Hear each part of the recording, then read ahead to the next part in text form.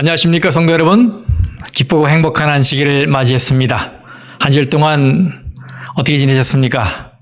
많이 힘드셨죠? 이 귀한 안식일에 몸과 마음이 하나님의 품 안에서 편히 쉬고 하나님이 주시는 평강과 또 진정한 영혼의 자유를 얻게 되시기를 간절히 기원합니다. 자, 오늘도 로마서 연구를 이어가겠습니다. 은혜 38번째 시간입니다.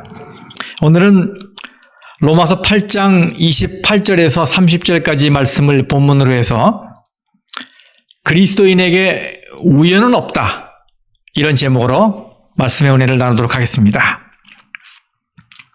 오늘 말씀은 이 본문의 말씀을 거꾸로 거슬러 올라가면서 연구를 해보겠습니다. 자, 지난 시간에 우리는 예수님을 믿는 것 때문에 그 값을 치르게 되어 우리의 삶에 탄식과 고난이 있겠다고 하셨어요. 그런데 오늘 이 본문의 30절에는 하나님이 우리의 삶에 그런 탄식과 고난을 허락하시는 이유가 나옵니다. 자, 30절 말씀을 보겠습니다. 또 미리 정하신 그들을 또한 부르시고 부르신 그들을 또한 의롭다 하시고 의롭다 하신 그들을 또한 영화롭게 하셨느니라. 자, 여러분, 하나님이 왜 우리에게 고난을 허락하십니까? 그 이유는 그것을 통해 결국 우리를 의롭게 하시고 그리고 영화롭게 하시기 위해서인 것입니다. 네, 이 마지막에 우리를 영화롭게 하는 것이 하나님의 뜻이고 우리를 향한 최후의 약속이에요. 이것이 기독교 구원 교리의 마지막 절정인 영어로 glorification, 우리말로 영화 혹은 영광화의 교리입니다. 우리는 칭의, 성화, 영화의 단계를 거치면서 하나님에게서 의의를 얻고 구원에 이르게 됩니다. 그런데 이 마지막 단계인 영화의 단계는 우리 주님이 재림하실 때 이루어지는 축복이지요. 그러나 그 영화롭게 되기까지의 과정에서 우리를 기다리는 것이 있습니다. 그것이 그 다 전절 29절입니다. 하나님이 미리 아신 자들을 또한 그 아들의 형상을 본받게 하기 위하여 미리 정하셨으니 이는 그로 많은 형제 중에서 맏아들이 되게 하려 하심이니라.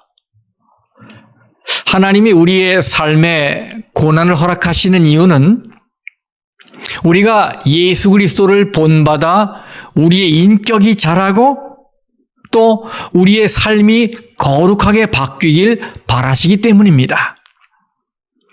그리고 이것이 우리가 영화의 약속을 받고도 이 땅에 살면서 고난을 받고 탄식하는 이유입니다. 근데 여기 방금 읽은 29절에는 아주 중요한 단어들이 나오지요. 여기 보니까 미리 아신 자들이란 말이 나오고 미리 정하셨다는 말이 나와요. 여기 두 단어가 눈에 띄잖아요. 미리 아셨다, 또 미리 정하셨다. 예지 그리고 예정입니다. 우리는 이 말씀의 의미를 잘 이해해야 해요. 그렇지 않으면 잘못된 사상에 빠질 수 있습니다. 자, 여러분,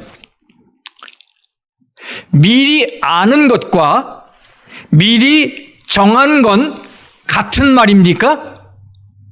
아니지요. 이 미리 아는 것과 미리 정하는 건 동의어가 아닙니다. 먼저 이것의 의미를 이해하기 전에 중요한 사실 하나를 확인하고 넘어가겠습니다. 하나님이 베푸시는 구원은 어느 특정한 사람, 어느 특정한 그룹에게만 한정되어 있는 것이 아니라 모든 사람에게 열려 있는 것이라는 사실이에요. 이 구원의 선물은 만인에게 주어져 있습니다. 여기에 예외가 있을 수 없어요. 성경 말씀 디모데전서 2장 4절 말씀입니다. 하나님은 모든 사람이 구원을 받으며 진리를 아는 데 이르길 원하시느니라. 여기 모든 사람이라고 그랬죠? 자, 베드로후서 3장 9절 말씀입니다. 오직 주께서는 너희를 대하여 오래 참으사 아무도 멸망하지 아니하고 다 모두가 회개하기에 이르기를 원하시느니라 그랬어요. 그 다음에 구약성경 에스겔서 33장 11절 말씀입니다. 나는 악인이 죽는 것을 기뻐하지 아니하고 악인이 그 길에서 돌이켜 떠나 사는 것을 기뻐하노라. 자, 그 다음에 마지막으로 우리가 잘 아는 요한복음 3장 16절 말씀입니다. 하나님이 세상을 이처럼 사랑하사 독생자를 주셨으니 이는 그를 믿는 자마다, 믿는 사람은 누구든지 멸망하지 않고 영생을 얻게 하려 하심이라. 여러분, 그렇죠? 하나님이 주시는 구원을 받을 대상은 모든 사람입니다. 맞습니까? 그렇죠. 예외가 있을 수 없어요. 하나님은 심지어 악인이 죽는 것도 기뻐하지 않으신다고 하셨어요. 그러므로 우리는 하나님이 은혜로 주시는 이 구원을 독점하는 사상을 경계해야 합니다. 이 구원의 선물은 믿음의 손을 내밀기만 하면 받게 되는 선물입니다.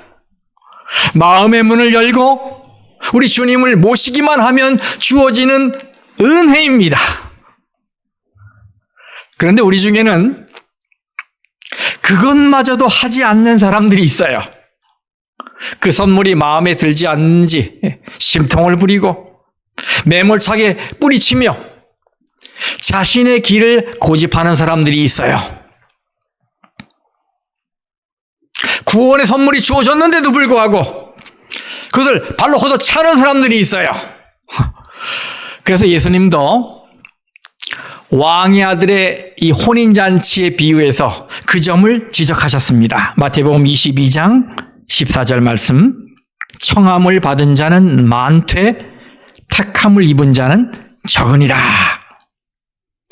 여러분, 여기서 이 택함을 입었다는 말은 이 말씀, 이 문맥의 의미가 하객을 위해 준비해 놓은 예복을 입었기 때문에 잔치를 맛볼 수 있는 자격을 얻은 것을 말하는 것입니다.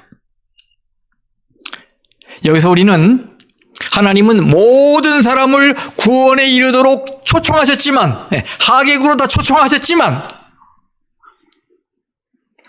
그들의 선택을 무시하고 자유의지를 억누르시면서까지 강제로 구원받도록 끌고 가지는 않으신다는 것을 알게 돼요. 그렇죠? 하나님은 고집스럽게 구원을 거부하는 자, no 하고 거부하는 자에게 억지로 선물을 안기지 않으십니다. 그래서 만일 우리가 하나님의 뜻을 저항하게 되면 우리는 그 엄청난 구원의 선물을 놓치게 되는 거예요.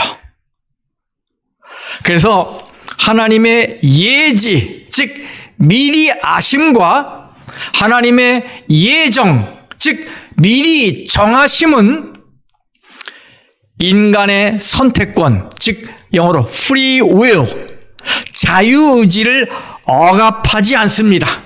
자유의지를 제한하지 않습니다. 강제로 붙들어매지 않습니다. 인간 자신의 선택에도 불구하고 억지로, 강제로 밀어넣지 않는다는 말이에요. 사도 바울뿐만 아니라 다른 성경 기자들도 개인의 선택과 상관없이 하나님이 어떤 사람은 구원받고 어떤 사람은 버림받도록 예정하셨다고 말씀하지 않으셨습니다. 바울이 이 미리 정하였다는 예정에 대해 기록할 때는 매우 현실적이고 신앙적인 의미로 주신 말씀이에요. doctrinal, 즉 교리로 주신 말씀이 아니라 devotional, 즉 신앙적이고 교훈적인 의미로 주신 말씀이라는 말입니다. 여러분이 아시다시피 그 당시 그리스도인들은 로마로부터 극심한 박해를 받고 있었지요. 그래서 바울은 신자들에게 그들의 삶이 하나님의 수중에 있다는 사실을 확신시키길 원했던 거예요. 그들의 미래가 하나님에 의해 보증되었다는 사실을 어떻게든 깨우치길 원했던 것입니다. 그래서 이 말을 들은 성도들이 나는 하나님이 붙들고 있는 사람이야! 이런 사실로 위로를 받으며 흔들림이 없는 믿음을 가지기를 원했던 거지요.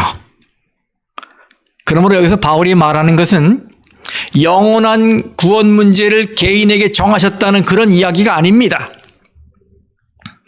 미리 정하신 건 누가 구원받고 누가 버림을 받았는지 예정하셨다는 말씀이 아니에요. 오히려 이 말씀은 미리 아셨다는 것에 기초합니다. 본문의 말씀에 의하면. 보세요. 하나님이 미리 아신 자들을 어떻게 했다고요? 미리 정하셨다고요. 그리고 이 미리 정하신 것은 구원이 아니라 개인의 어떤 구원이 아니라 아들의 형상을 본받는 일입니다. 말씀을 다시 보세요. 하나님이 미리 아신 자들을 또한 그 아들의 형상을 본받게 하기 위하여 미리 정하셨으니 이는 그로 많은 형제 중에서 맏아들이 되게 하려 하심이니라. 여러분, 이 본문의 말씀을 여러 번역본을 대조하면서 읽어보면 그 의미가 분명해집니다. 제가 새 번역 성경으로 읽어볼게요. 하나님께서는 미리 아신 사람들을 택하셔서 자기 아들의 형상과 같은 모습이 되도록 미리 정하셨으니, 그 다음에 쉬운 성경, 아주 쉬운 말로 번역된 성경이죠. 하나님께서는 전부터 아셨던 사람들을 그분의 아들과 동일한 형상을 갖도록 미리 정하시고, 어때요? 분명하죠? 이것은 어떤 개인의 구원에 관한 이야기가 아니에요. 이 말씀은 켈빈주의를 말하는 것이 아닙니다. 켈빈은 이 말씀을 가지고 하나님이 어떤 사람들이 구원받을지 예정하셨다는 predestination, 예정사상을 끌어냈지요. 그러나 바울은 미리 정하신 것은 미리 아신 것에 근거하고 있음을 분명히 하고 있어요. 그렇죠? 그러면 하나님은 우리가 어떤 결정을 내리든지 그것에 대해 책임이 없으십니다. 왜요? 그렇게 정해놓으신 것이 아니기 때문입니다. 다만 모든 것을 아시는 all knowing, 전지하신 분이시기 때문에 미리 알고 계신 것이었을 뿐이에요. 이것은 미래에 대한 예언으로 설명될 수 있습니다. 예언은 하나님이 과거와 현재와 미래의 모든 일을 다 알고 계신다는 하나님의 예지의 가장 확실한 증거이지요. 다 내다보시는 거예요. 그래서 예지로서 미리 내다보신 것을 말씀하신 것이 성경에 나오는 예언입니다. 그런데 하나님이 예언하셨다고 해서 미리 정해놓으신 것이라고 말한다면 우리는 모든 사건의 책임을 하나님에게 돌리는 실수를 범하게 되는 거예요. 하나님이 그렇게 정해놓으셨으니까 내가 그렇게 된 거 아닙니까? 그런데 내가 왜 그 벌을 받아야 합니까? 이렇게 하면서 하나님을 향해 비난하고 하나님께 모든 책임을 돌리는 실수를 범하게 되는 거예요. 그렇죠? 네. 여러분, 예언된 사건들은 미리 정했기 때문에 일어나는 것이 아니고 일어날 일이기 때문에 미리 보신 거예요. 이게 그거 갖고 그게 이거 갖고 이렇게 여러분 이 말이 좀 어렵다고 생각되시는 분들은 설교 다시 듣기로 이 설교를 다시 들으면서 잘 구분하시길 바라요. 네. 자, 하나님은 특별한 계획이 있으십니다. 그것은 우리 안에 예수 그리스도의 품성을 재창조하시는 것입니다. 다시 말하면 하나님의 형상을 회복하는 거예요. 하나님이 미리 정하신 게 이겁니다. 모든 인류가 예수를 받아들이면 예수의 품성이 회복되는 것, 하나님의 형상이 회복되는 것, 이겁니다. 예수 안에서 하나님의 형상이 회복되는 것. 하지만 하나님은 그 길을 절대로 강요하지 않으시고 개인의 자유의지에 맡기셨습니다. 대신 그 가운데서 그 길을 받아들일 자들을 미리 아셨어요. 그래서 그들이 예수의 형상을 본받도록 미리 길을 깔아 놓으신 것입니다. 왜 그렇게 하셨는가 하면 그 이유가 그 다음에 나오죠. 29절 후반에. 이는 그로, 그가 누굽니까? 그 아들 예수지요. 이는 그로 많은 형제 중에서 맏아들이 되게 하려 하심이니라. 여러분, 그 이유는 예수가 많은 형제 중에서 맏아들이 되게 하기 위함이라는 거예요. 여러분, 여기 맏아들이라는 단어는 헬라어 프로토토코스를 번역한 말인데요. 이것은 우리가 알고 또 사용하는 말처럼 가장 먼저 태어난 자를 말하는 말이 아닙니다. 맏아들, 그러니까 가장 먼저 태어난 자로 이렇게 생각하는데 그런 말이 아니에요.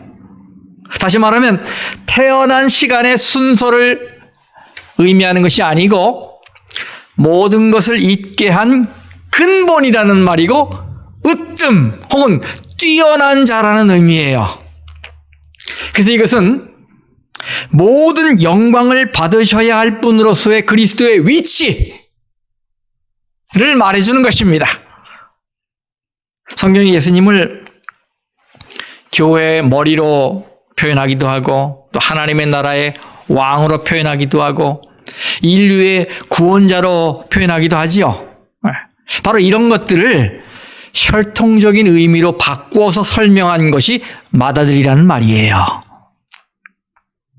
여기서 바울은 구속의 경륜을 통해 하나님의 나라가 회복될 때 하나님의 가족이 다 모여 연합할 텐데 그때 예수 그리스도가 가장 높은 자리에서 영광을 받도록 하시기 위함이라는 말입니다.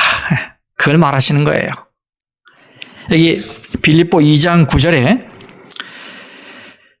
이러므로 하나님이 그를 지극히 높여 모든 이름 위에 뛰어난 이름을 주사라고 하셨어요. 이것이 맏아들이 되는 자리입니다. 여러분, 왕은 백성이 많을수록 힘이 있고 영광이 있지요.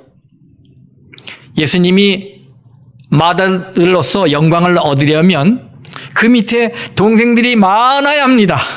그렇죠? 그래서 성경에 많은 형제 중에서 맏아들이 되게 하려 한다고 한 거예요. 네, 하나님은 구원받은 백성이 하늘의 별처럼 많아지기를 바라십니다. 이것이 우리가 전도하며 살아야 하는 이유이기도 하지요. 전도는 예수님의 동생을 많이 만드는 방법입니다. 도구입니다. 그래서 생명을 바쳐 인류를 구원하신 예수님이 모든 이름 위에 가장 높여지게 하는 거예요. 이것을 하나님이 모든 신자를 위해 미리 정하신 겁니다. 다시 말하면 세상을 위해서는 예수님 안에서의 구원을 예정하셨고 각 신자를 위해서는 예수의 형상이 그의 마음에 재생산되는 품성의 변화를 예정하셨어요. 그래서 구원의 날, 바로 품성이 변화된 자들이 다 모였을 때 예수가 가장 높은 자리에서 영광을 받게 되는 것이 바로 하나님의 뜻입니다. 이와 같은 이 구원의 확실성을 강조하기 위해서 우리가 읽은 이 29절 30절에는 하나님이라는 주어가 8번이나 나옵니다. 우리말 성경을 보면 주어가 거의 생략되어 있어요. 하지만 원래 의미대로 하자면 주어가 8번이나 들어갑니다. 그래서 그걸 넣어서 한번 읽어볼게요. 다시요. 29절 30절. 하나님이 미리 아신 자들을 또한 그 아들의 형상을 본받게 하기 위하여 하나님이 미리 정하셨으니 이는 그로 많은 형제 중에서 맏아들이 되게 하려 하심이니라. 또 하나님이 미리 정하신 그들을 또한 하나님이 부르시고 하나님이 부르신 그들을 또한 하나님이 의롭다 하시고 하나님이 의롭다 하신 그들을 또한 하나님이 영화롭게 하셨느니라. 자, 여러분, 왜 하나님을 이렇게 자꾸 반복하는 것일까요? 제가 생각할 때는 그 이유가 이 전지전능하신 하나님, 영원하신 하나님은 시작하신 일을 반드시 이루신다는 것을 확실히 하기 위함이 아닌가 생각합니다. 그렇다면 하나님의 계획은 반드시 성취되고, 그래서 저와 여러분은 의롭게 될 것입니다.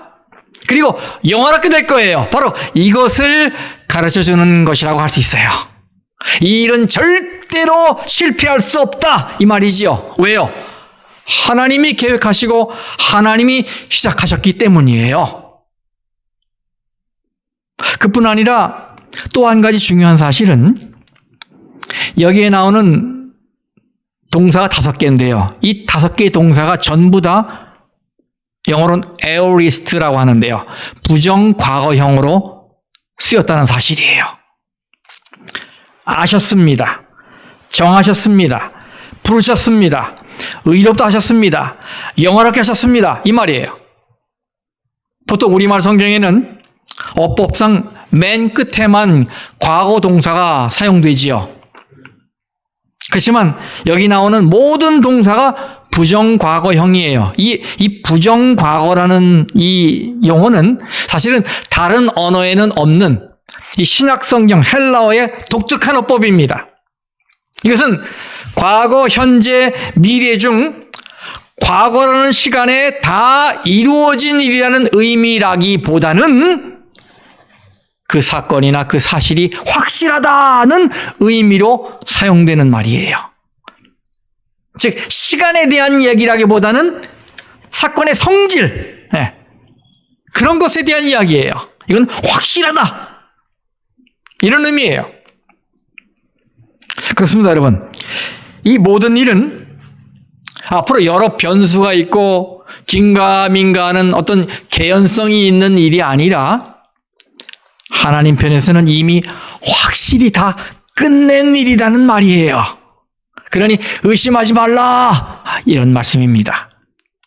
하나님에게는 계획이 곧 완성이다, 이런 말이에요. 그래서 아직 이루어지지 않은 것처럼 보이는 것이라도 과연 그럴까? 저럴까?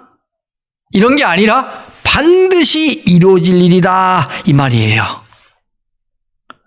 그것을 우리가 어떻게 알 수 있습니까? 바로 전절 28절입니다. 모든 것이 합력하여 뭘 이뤘다고요? 선을 이루느니라. 합력하여 선을 이룬다고 하셨어요. 사실 이 말씀은 우리가 얼핏 보면 오해하기 쉬워요. 예수 믿는 신자에게는 무슨 일이든 만사가 오케이라는 의미로 생각할 소지가 있기 때문이에요. 그래서 어떤 사람들은 이 구절을 뭐든지 잘 될 거야 라는 이 optimism, 낙관론을 가르치는 말씀으로 생각해요. 그러나 이것은 그런 말씀이 아닙니다. 이것은 우리가 무슨 짓을 해도 결국에는 선한 것으로 바뀐다는 식으로 해석될 말씀이 아니에요. 여기서는 모든 것이 합력하여 선을 이루도록 주관하시는 분이 있다는 게 골자예요. 그분이 누굽니까? 하나님이시죠. 하나님이 선을 이루시는 것입니다. 그럼 여러분, 여기서 말하는 선은 무엇입니까? 이 선은 이중적인 의미가 있어요. 1차적으로는 우리가 영화롭게 되는 최종 구원, 그것이 선이에요. 그렇죠? 하나님은 우리를 그렇게 하실 거예요. 그리고 2차적으로는 우리가 구원받는 데 필요한 모든 사건과 경험의 결과, 이것이 선입니다. 하나님은 우리 삶의 모든 경험을 통해서 결국 우리가 구원받는 사람이 되도록 작업하십니다. 그런데 우리가 보기에 만족스럽고 아주 좋아 보여도 그것이 하나님께서 우리를 영원하게 하시는데 장애가 된다면 그것은 선이 아니에요. 반대로 우리가 만족하지 못하고 싫어하는 일이라도 하나님이 우리를 영원하게 하시는데 유익한 것이라면 그것은 선이 되는 것입니다. 예를 들어서 내가 사고나 병을 얻어 병상에 있을 때에 만일 그것으로 내가 하나님과 더 가까워지게 되었다면 그 사고나 질병으로 인한 결과가 선인 것입니다. 또 내가 사업이 잘 안 돼서 경제적인 어려움을 겪고 있는 중에 하나님을 더 잘 믿게 되었다면 그 모든 과정과 결과가 선인 거예요. 그런데 참 놀라운 사실이 또 하나 있어요. 나에게 일어난 모든 일이 그저 자연스럽게 선이 되는 것이 아니라 하나님께서 그것이 선이 되도록 작업하신다는 것입니다. 하나님이 그렇게 되도록 일하고 계시고 하나님이 손을 쓰고 계신다는 거예요. 이것이 합력하여 선을 이룬다는 말씀의 의미입니다. 그러면 여러분, 하나님은 누구에게 모든 것을 합력하여 선을 이루게 하십니까? 성경 말씀이 있죠. 그의 뜻대로 부르심을 입은 자들을 위해서 그렇게 하신다고 했어요. 구약 성경에 나오는 요셉의 경험이 그것을 말해주지요. 요셉이 애굽의 노예로 팔려가서 온갖 고난을 다 겪지요. 오해를 받아 감옥에 갇히는 일도 있고. 그런데 그 모든 걸 이기고 결국 애굽의 총리가 되지요. 그리고 나서 자기를 판 형들과 만납니다. 여러분. 그 자리에서 그가 뭐라고 말을 했습니까? 창세기 50장 20절 말씀에 당신들은 나를 해하려 하였으나 하나님은 그것을 뭐로 바꾸사? 선으로 바꾸사 오늘과 같이 많은 백성의 생명을 구원하게 하시려 하셨나니. 요셉은 자신의 고난을 하나님의 아름다운 선으로 바꾸셨다고 고백했어요. 여기서 하나님이 이루시는 선은 요셉의 구원을 넘어서 이스라엘 전체의 구원으로 이어지잖아요. 그렇죠? 그렇습니다. 전에는 매 순간이 고난이었지만 이 고난의 모자이크 조각이 하나로 맞춰질 때 우리는 것이 단순한 조각들의 모임이 아니라 깜짝 놀랄 만한 작품임을 발견하게 됩니다. 바로 하나님이 만드신 선이라는 작품이에요. 그러므로 여러분, 그리스도인에게는 우연이란 없습니다. 하나님은 지금도 우리를 위해 일하고 계세요. 어떤 사람을 질병으로 꺾어놓기도 하시고 어떤 사람을 실패로 몰아넣기도 하십니다. 어떤 사람을 인생의 허무감을 느끼고 고민하게 하시고 어떤 사람을 가난 때문에 무릎을 꿇게도 하셔요. 또 어떤 사람을 이민을 갈 수밖에 없는 상황으로 몰고 가십니다. 왜요? 낯선 환경에서 어려움을 당하면 예수를 더 가까이 접하게 될 테니까. 이런 의미에서 본다면 우리가 예수를 믿게 되었다는 이 사실, 이것은 모든 것이 합력하여 선이 되게 하시는 하나님의 섭리요, 하나님의 작품이요, 하나님의 은혜가 아니겠습니까? 그렇죠? 하나님은 좋은 일을 통해서는 우리를 기쁘게 하시고 우리 영혼을 만족시키십니다. 또한 나쁜 일을 통해서도 우리의 믿음을 연단하시고 하나님이 준비하신 구원만을 소망하게 만드십니다. 그러므로 하나님을 사랑하는 자, 곧 그 뜻대로 부르심을 입은 자에게는 어느 것 하나 버릴 것이 없고 손해되는 것이 없는 선이 만들어지는 것입니다. 그러면 하나님이 왜 이렇게까지 우리를 다루시는 것일까요? 왜 사사건건 우리를 간섭하시면서 합력하여 선을 이루도록 뒤에서 작업하고 계시는 것일까요? 그 이유가 본문에 나와 있어요. 이제 이 본문을 순서대로 이해하면 됩니다. 우리말 성경에는 이 28절과 29절 사이에 중요한 접속사가 하나 빠져 있습니다. 원문에는 호티라는 단어가 붙어 있는데요. 이것은 영어로는 because, for 이런 말이에요. 우리말로는 왜냐하면, 그 이유가 뭐냐 이거예요. 이런 접속사입니다. 자, 여러분, 왜 하나님께서 모든 것을 합력하여 선을 이루게 하실까요? 네, 그 이유는 하나님이 나를 창세전에 미리 내다보시고, 그래서 그리스도 안에서 나를 부르시고 의롭다고 하시고 영화롭게 하셨기 때문입니다. 예지 예정입니다. 미리 보셨어요. 이렇게 관심을 가지신 하나님이 우리를 그냥 내버려 두시겠습니까? 아니죠. 그래서 무슨 일이라도 구원을 얻는 일이라면 합력하여 선이 되도록 하시는 거예요. 그러므로 우리는 매일 당하고 겪는 일들을 우연한 일로 혹은 무의미한 일로 봐서는 안 됩니다. 우리가 지난날을 돌아보면서 이런 질문을 할 때가 있지요. 그때 왜 나에게 그런 일이 일어났지? 왜 그때 내가 그 사람을 만나게 되었지? 그런데 이것은 말씀에 비춰보면 답이 나와요. 내가 우연히 만난 그 사람, 내가 우연히 들은 그 소식, 우연히 만난 것 같은 그 환경, 그러나 많은 세월이 지난 후에 돌아보면 거기에 하나님의 주권적인 손길이 개입되어 있음을 깨닫게 되는 것입니다. 하나님이 나를 부르시기 위해서, 내 믿음을 연단하시기 위해서, 내가 영화를 누리는 자리에 이르게 하시기 위해서, 한눈 팔지 못하게 하시기 위해서 그렇게 작업하신 것이란 말이에요. 우리는 이걸 알아야 돼요.